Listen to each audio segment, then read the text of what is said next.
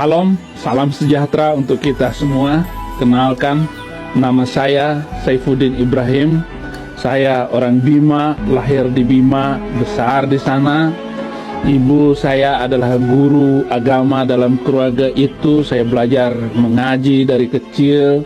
Sampai suatu saat saya kelas 6 SD baca sebuah kitab suci, Injil Perjanjian Baru. Waktu itu kitab suci dalam keyakinan saya belum ada terjemahan yang saya mengerti, hanya Perjanjian Baru itu yang saya baca. Kalau ada ayat-ayat yang menyenangkan hati saya baca dengan keras, lalu mama saya tahu. Mama saya bertanya, itu baca apa? Saya tunjukkan Injil. Ini kitab sucinya orang Kristen, nak. Ya, kemudian mama saya mengambil kitab suci itu, saya akan simpan sampai kamu dewasa nanti. Saya takut kamu masuk Kristen. Saya bilang sama mama saya, nggak mungkin, Mak. Saya akan menjadi pembela Islam paling berani.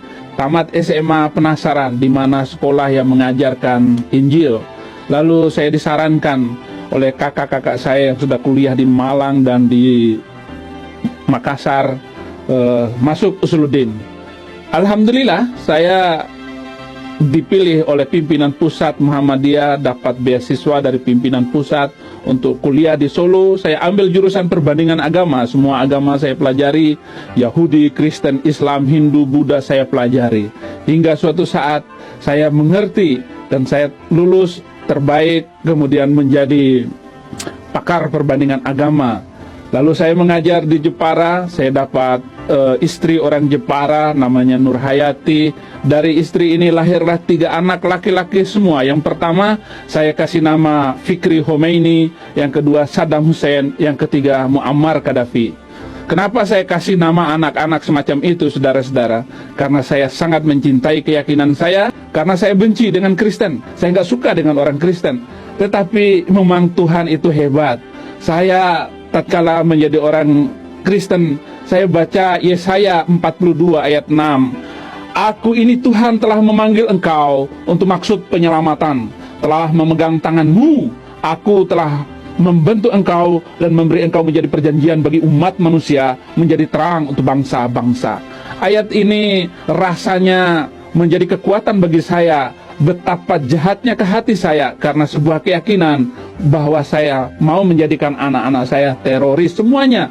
Tetapi Tuhan berkata, aku ini Tuhan telah memanggil engkau untuk maksud penyelamatan, telah memegang tanganmu, aku telah membentuk engkau dan memberi engkau menjadi perjanjian bagi umat manusia, menjadi terang untuk bangsa-bangsa. Saudara, kalau melihat latar belakang saya, tidak mungkin saya jadi orang Kristen.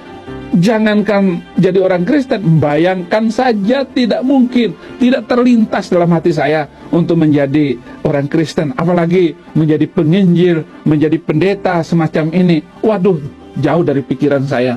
Tetapi Tuhan merenda seluruh kehidupan saya. Saya mengajar di sebuah pesantren terbesar di Indonesia. Pesantren itu Az-Zaitun. Luas lahannya 1.200 hektar, murid-murid 11.000, karyawan 3.000, guru-guru 800 orang. Saya di sana menjadi dosen Al-Quran, dosen tafsir hadis. Saya menjadi guru akidah dan guru sejarah Islam. Tiba-tiba menjadi orang Kristen, ini adalah sesuatu yang tidak masuk akal bagi saya.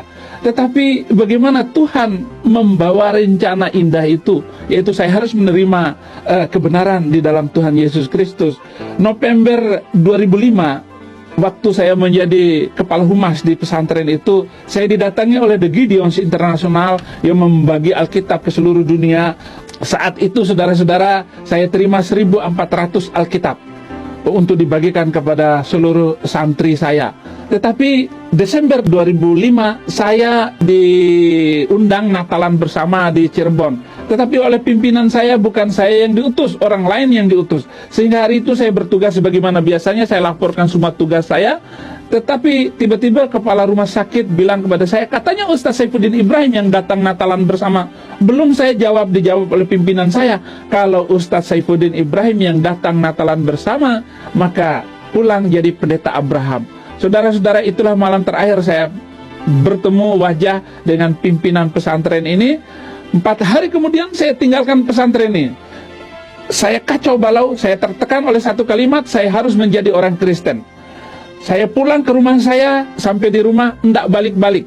Seminggu enggak balik-balik, sebulan enggak balik, dan saya telepon orang yang memberi Alkitab kepada saya. Saya telepon beliau, masih ingat saya enggak Pak? Masih, boleh ketemu enggak? Boleh, kata dia. Kapan? Kapan saja boleh. Dan saya jawab kepada beliau, besok. Akhirnya saya datang ke Cirebon. Saya ingin menyampaikan kepada beliau, saya ingin masuk Kristen. Tetapi sampai di Cirebon, saudara-saudara, saya nggak bisa mengungkapkan isi hati saya untuk menyatakan mau masuk Kristen. Sampai malam dia pulang ke rumahnya, saya tidur sendirian di hotel. Pagi-pagi dia jemput saya untuk sarapan. Pagi itu tetap nggak bisa ngomong. Sampai makan siang nggak bisa ngomong. Sampai check out dari hotel nggak bisa mengatakan saya mau masuk Kristen. Lalu saudara-saudara, sampai saya diantar ke stasiun kereta. Kereta berjalan, mestinya saya turun di Indramayu, bablas. Turun di Jakarta, saudara-saudara, kacau balau. Pingin jadi orang Kristen, nggak bisa ngomong, saudara-saudara. Akhirnya saya telepon satu persatu teman saya yang sudah menjadi pejabat di Jakarta. Satu orang respon, kebetulan saya sedang mencari Anda untuk menjadi pembicara dalam seminar membela organisasi-organisasi Islam. Akhirnya, saudara-saudara, saya sanggupi untuk menjadi pembicara dalam seminar itu. Saya menjadi pembicara pembanding dalam seminar itu. Saya katakan, saudara-saudara, tidak ada satu ayat Al-Quran pun yang mengatakan organisasi A, B, C sesat. Mereka senang dan tepuk tangan. Sebelum saya turun dari mimbar, karena tempatnya dirahasiakan dan tokoh-tokoh agama semua datang pada kesempatan itu, saya katakan, saudara-saudara, surga bukan milik orang Islam, surga bukan milik orang Kristen, tetapi surga adalah milik orang yang membangun dunia ini dengan toleransi dan damai. Oh, semua peserta tepuk tangan dan gembira. Begitu saya turun dari mimbar, seorang hamba Tuhan salaman dengan saya. Dia bilang kepada saya merinding mendengar pernyataan Bapak. Bapak boleh merinding, Bapak nggak tahu saya sedang kacau balau.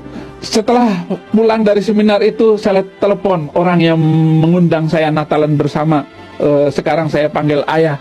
Saya datang ke tempat dia, ngomong langsung nggak bisa, nelpon nggak bisa. Saya SMS beliau, Pak, sebenarnya saya datang ke Cirebon kemarin itu, saya mau bilang kepada Bapak saya mau masuk Kristen. Begitu dia terima SMS saya, dia yang kacau balau. Akhirnya disepakatilah tanggal 4 Maret 2006 saya datang ke Cirebon untuk menerima Yesus Kristus. Dan saya hanya mau suami istri ini saja yang tahu saya masuk Kristen. Begitu saya sampai di rumah beliau, buka pintu rumah beliau, kaget, 18 orang hamba Tuhan disiapkan. Wah, mati aku ketahuan orang jadi orang Kristen. Tapi kepingin sekali jadi orang Kristen. Wah, mungkin ini syarat pertama jadi orang Kristen, diterima oleh banyak orang. Begitu duduk, saya ditanya macam-macam oleh mereka, dan hampir gagal saya terima Yesus hari itu karena ada satu pertanyaan, apakah agama yang membuat orang selamat dan masuk surga? Loh, ini jawabannya bagaimana? Kalau benar jawaban saya, syukur. Kalau salah, saya ditolak jadi orang Kristen. Langsung saya bilang kepada mereka, Pak, saya ini orang buta, tuntun saya terima Yesus. Sudah, gak usah nanya macam-macam. Ya, Pak, kami gak nanya macam-macam, katanya. Saudara-saudara, lalu saya ditarik ke ruang sebelah untuk membuat pernyataan di atas materi Rp6.000. Loh, kok susah sekali jadi orang Kristen? Kok pakai tanda tangan segala? Saudara-saudara, mungkin ini syarat ketiga. Lalu saya minta kepada mereka surat yang telah mereka siapkan, pernyataan di atas materi Rp6.000. Lalu saya membuat 4 kalimat. Kalimat yang keempat saya menulis begini, saya sanggup berkorban dengan jiwa, raga, dan nyawa saya serta apapun yang ada pada saya bagi kemuliaan Tuhan Yesus Kristus. Lalu mereka membaca pernyataan saya. Mereka bilang tidak ada alasan kita menolak orang ini. Lalu saya duduk di kursi semula. Mereka berdiri, doa tumpang tangan kepada saya. Mari kita doa tutup mata. Saya nggak biasa doa tutup mata, saya buka tutup. Lalu mereka serentak berkata amin. Luar biasa, saudara-saudara. Mereka meneteskan air mata setelah saya menyatakan terima Yesus Kristus. Lalu mereka bertanya lagi, bagaimana perasaan Anda setelah menerima Yesus Kristus sebagai Tuhan dan Juru Selamat Anda? Saya katakan kepada mereka, kalau ada satu hal yang membuat Anda bahagia seumur hidup Anda, ini adalah kebahagiaan saya yang luar biasa. Mereka nangis lagi. Saya nggak biasa nangis, saudara-saudara. Maklum, masih di sono. Saya hanya biasa nangis kalau nonton film India.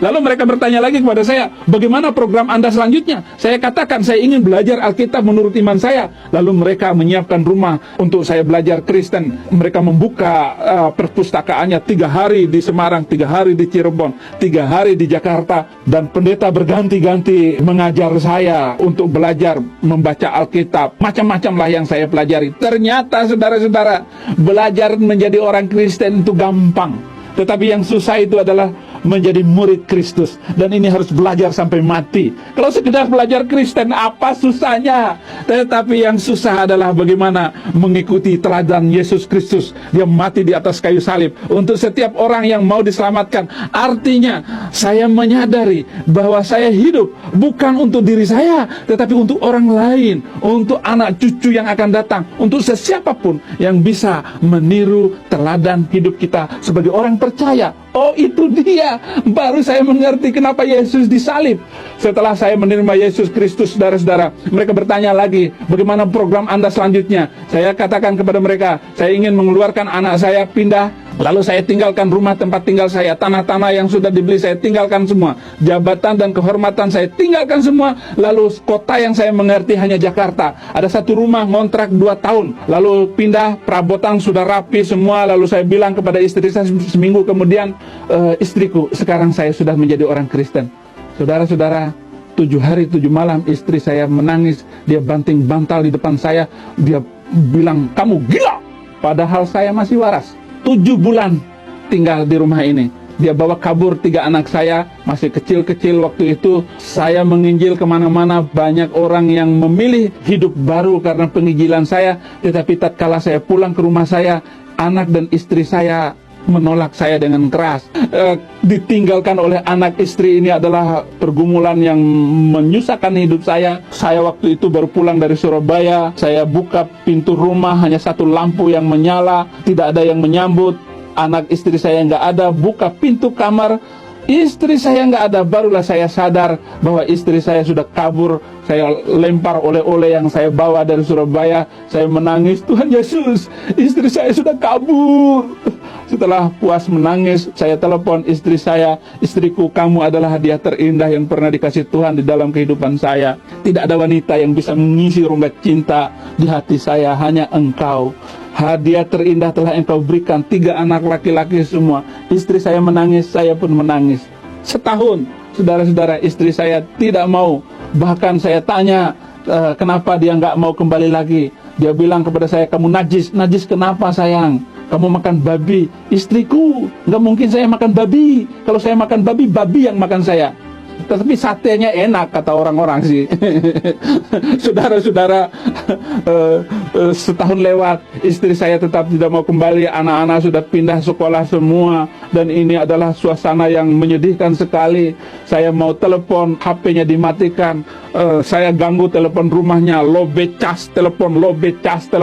Dan akhirnya istri saya juga menyerah. Oke, kita ketemu, tetapi syaratnya nggak boleh pegang, nggak boleh sentuh tangan. Oke, nggak apa-apa, yang penting melihat. Saudara-saudara, saya beli tiket bis malam. Di bis nggak bisa tidur. Saya membayangkan besok pagi saya akan ketemu dengan 3 anak saya. Oh, puji Tuhan, alhamdulillah, pagi-pagi saya melihat 3 anak saya berdiri di halaman. Saya peluk satu-satu, hanya air mata keluar. Mau ngomong berhenti di kerongkongan. Lalu koper dibawa oleh anak saya yang pertama. Buka pintu, istri saya sedang duduk di kursi. Oh, kulihat di matanya masih ada cinta. Oh, ternyata saudara-saudara, dalam Yesus ada pengharapan. Oh, ramai rumah itu. Mereka semua, saudara-saudaranya berantem dengan saya, harus cerai.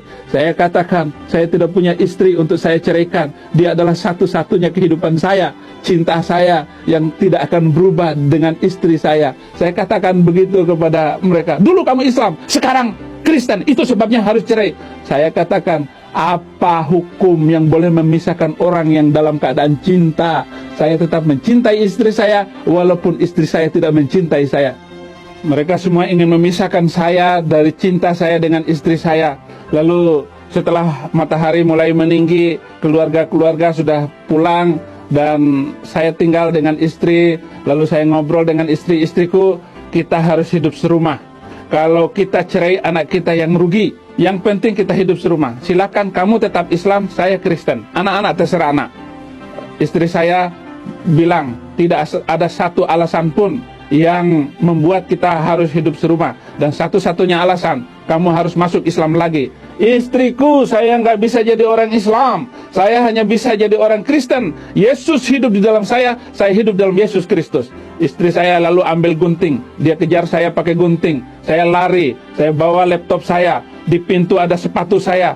Waktu saya mau ambil sepatu, saya tengok ke belakang, gunting sudah mau nancap di punggung saya. Saya tinggalkan itu sepatu, saya tabrak pintu, saya lari pakai sandal jepit. Istri saya ambil itu sepatu, kemudian guntingnya sepatu saya, dia lemparkan ke saya. Tiung, enggak kena. Tuhan Yesus meluputkan saya. Siapa saja yang menerima Yesus Kristus dengan tulus dan murni hati akan diluputkan. Dan siapapun yang menerima Yesus Kristus dengan tulus dan setia hati tidak akan pernah dipermalukan. Dan itulah yang saya rasakan sampai hari ini. Tidak pernah Tuhan Yesus mempermalukan saya setelah saya terima Yesus Kristus. Saya lari, saudara-saudara, naik bis dari Jepara ke Surabaya pakai sandal jepit. Di bis saya menangis dan meneteskan air mata. Ada surat-surat, saya baca surat-surat Paulus. Itu adalah ayat-ayat yang mengobarkan semangat saya, kerinduan saya kepada Tuhan yang luar biasa. Baru-barunya saya terima Yesus Kristus. Itu adalah kehidupan indahnya cinta pertama, cinta mula-mula, saudara-saudara. Tetapi tidak akan berhenti lagi. Saya membaca surat-surat Paulus, Roma 8 ayat 35. Siapakah yang bisa memisahkan kita dengan kasih Kristus? Dengan penindasan, dengan kesesakan, dengan ketelanjangan, dengan kelaparan, dengan apapun, bahkan pedang sekalipun, saya tidak akan berpisah dengan kasih Kristus. Baca ayat ini, bukannya berhenti air mata, malah tambah menangis, saudara-saudara. Aduh, di bis terus saya menangis. Sampai di Surabaya sore, saya mandi, atas rapi, bawah rapi, sandal jepit. Nanti ada pelayanan di sebuah gereja, saya harus melayani. Uang tinggal 200.000 rupiah, saudara-saudara. Saya jalan di mall. Ternyata Tuhan Maha melihat. Dia hidup. Pagi tadi sepatu robek. Sore ada ibu-ibu bertanya kepada saya, Pak Pendeta, kenapa pakai sandal jepit? Kesempatan saya bersaksi. Dia yang menangis. Dia bawa tangan saya ke toko sepatu. Sampai di toko sepatu saya terkejut karena harga sepatu jut-jut. Bagaimana dengan uang 200.000 untuk membayar sepatu yang harganya jut-jut? Ada sepatu 2 juta lebih, saudara-saudara. Dalam hati saya mau sepatu yang mahal itu. Tetapi saya malu dengan Tuhan Yesus. Dia nggak pernah pakai sepatu yang bagus. Saya pilih sepatu yang setengah harga. Ibu itu, Pak, sudah cukup. Saya bilang, iya Bu, yang ini saja. Pilih yang bagus. Tetapi hati saya tidak mampu untuk memilih yang bagus. Cukup ini saja Bu. Saudara-saudara, sandal jepit saya taruh di kolong. Saya pakai sepatu baru. Langsung pakai ya Pak? Iya. Saya jalan dengan air mata. Di mall itu air mata saya menetes. Kemudian penjaga toko sepatu teriak, Pak, sandalnya, katanya. Saya pura-pura tuli. Orang sudah pakai sepatu kok pakai sandal jepit. Tidak, saya tidak akan kembali ke sandal jepit. Saya tidak akan kembali ke ajaran yang telah menghina martabat dan kehidupan saya. Saya tidak akan kembali kepada ajaran yang membolehkan manusia membunuh manusia lain karena perbedaan keyakinan. Tetapi Yesus mengajarkan, Matius 5 ayat 44, kasihilah musuhmu dan berdoalah untuk orang yang menganiaya kamu. Tidak ada alasan bagi saya kecuali saya duduk dan bersimpuh di bawah kaki Kristus. Waktu awal-awal saya nggak tahu Yesus itu Tuhan atau Nabi atau siapa, masa bodoh. Tetapi ajarannya ini telah mengubah seluruh mental saya dan keyakinan saya. Paradigma dan bangunan iman saya berubah total karena begitu ajaibnya pengajaran Perjanjian Baru.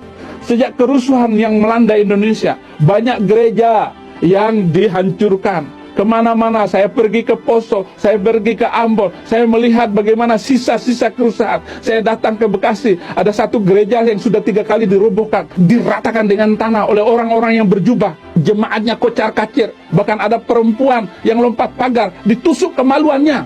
Setelah orang-orang yang berjubah itu meninggalkan gereja yang sudah dirobohkan itu, gembala gereja itu datang ke tengah-tengah gereja, lalu menangis. Dia menenteng anak perempuannya. Tuhan, sudah habis pelayanan saya.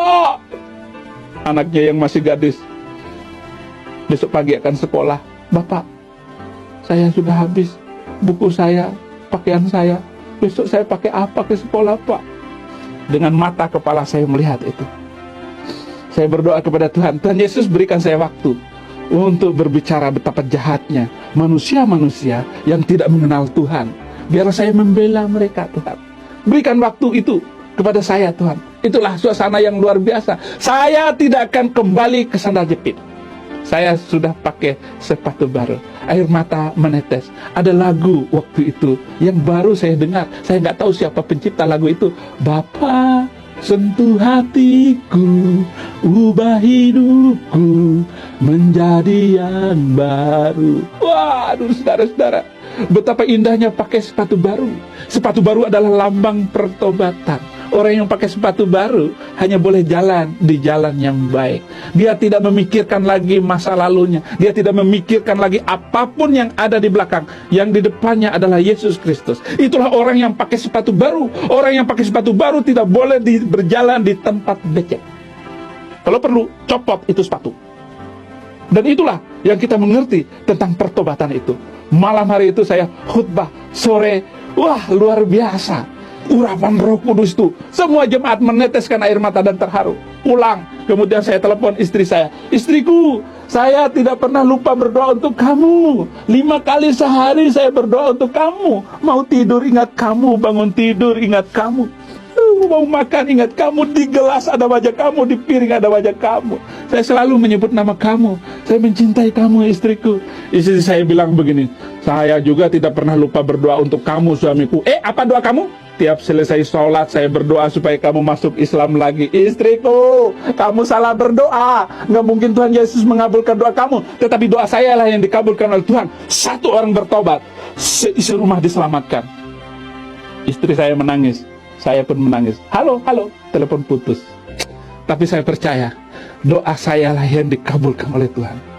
Namun saudara-saudara, menanti-nanti waktu di mana Tuhan mengubah istri saya. Ini adalah masa-masa penantian bagi saya. Kapan Tuhan doa saya? Walaupun saya percaya dengan firman Tuhan, demikianlah firman yang keluar dari mulutku tidak akan kembali sia-sia. Begitupun doa saya tidak akan dilupakan oleh Tuhan. Bahwa setiap doa saya pasti dikabulkan oleh Tuhan. Apalagi saya berdoa berkali-kali dengan air mata dan kesedihan. Desember 2008, 2 tahun setelah saya terima Yesus Kristus, istri saya keluar dari kolam baptisan. Itulah air mata kasih yang luar biasa. Saya taruh kepala saya di tanah karena saya bersyukur betapa ajaibnya Tuhan Yesus Kristus. Istri saya bergereja dan saya suruh anak-anak saya mendampingi mamanya. Semua anak saya harus mendampingi mamanya ke gereja. Kalau saya pelayanan di Jawa Tengah, di Semarang, anak istri saya bawa semuanya. Dan ajaib Tuhan itu, betapa hebatnya Yesus itu telah mengubah hidup saya. Dan yang lebih daripada itu, kami hidup rumah tangga dengan bahagia dan senang sekali. Tanggal 20 Januari kemarin, 2013, waktu saya khutbah di Bangka, saya rindu untuk menelpon istri saya, tetapi nggak ada kesempatan, kecapean. Siang saya khutbah seminar malam KKR. Senin, Selasa, Rabu baru saya bisa menelpon istri saya. 3 kali saya miss call, tidak ada jawaban. Saya telepon anak-anak saya, Mama bagaimana? Mama baik, katanya. Saya tanya lagi yang satu, Mama baik. Jumat saya kembali ke Jakarta, saya tetap pelayanan. Hari Minggu tanggal 27 Januari saya khutbah di gereja. Selesai khutbah, saya ditelepon oleh saudara dari istri saya. Maaf, Din, karena pesan dari istrimu baru kali ini disampaikan. Seminggu setelah selesai semuanya, baru disampaikan. Emang kenapa, Bang? Istrimu telah meninggal dunia. Saudara-saudara, saya tidak bisa lagi menangis. Saya ajak teman-teman saya pulang ke Jawa Tengah untuk mengunjungi istri saya. Dan di sana saya menangis di atas kubur istri saya, meneteskan air mata dan berdoa, Tuhan, wanita ini telah mengorbankan seluruh hidupnya kepada hamba-Mu ini. Dan dia mengikuti hamba-Mu dengan luar biasa. Baru kemudian saya pulang. Ada hal-hal yang membuat saya sedih dan meneteskan air mata. Ada hal-hal yang membuat saya gembira Dan hal yang paling menggembirakan dari seluruh rangkaian pertobatan saya adalah seminggu kemudian Saddam Hussein bertemu dan liburan dengan saya di Jakarta. Saya bilang kepada anak saya, Saddam Hussein, nak, kamu jangan emosi dulu. Lihat pelayanan bapakmu ini, banyak orang yang bertobat. Tetapi walaupun ribuan bahkan jutaan orang yang bertobat, karena mulut bapakmu tidak ada nilainya kalau 3 kalian belum terima Yesus Kristus. Itulah kerinduan saya. Tidak lama kemudian, karena Saddam sudah menyaksikan bagaimana saya melayani khutbah di gereja dan sebagainya, hari terakhir Saddam bilang begini, Abi, tuntun saya terima Yesus Kristus. Dan ini adalah kebaikan saya yang luar biasa. Tinggal ada waktu-waktu yang lain untuk 2 anak saya lagi yang siap menerima Yesus Kristus. Inilah rangkaian dari seluruh pertobatan saya, dan hari ini sudah 6 tahun saya terima Yesus Kristus. Saya tetap berharap dan saya tetap memegang teguh tali ajaran Yesus Kristus, dan saya tidak akan berpisah dengan kasih Kristus sampai kapanpun. Haleluya. Terima kasih. Tuhan Yesus memberkati.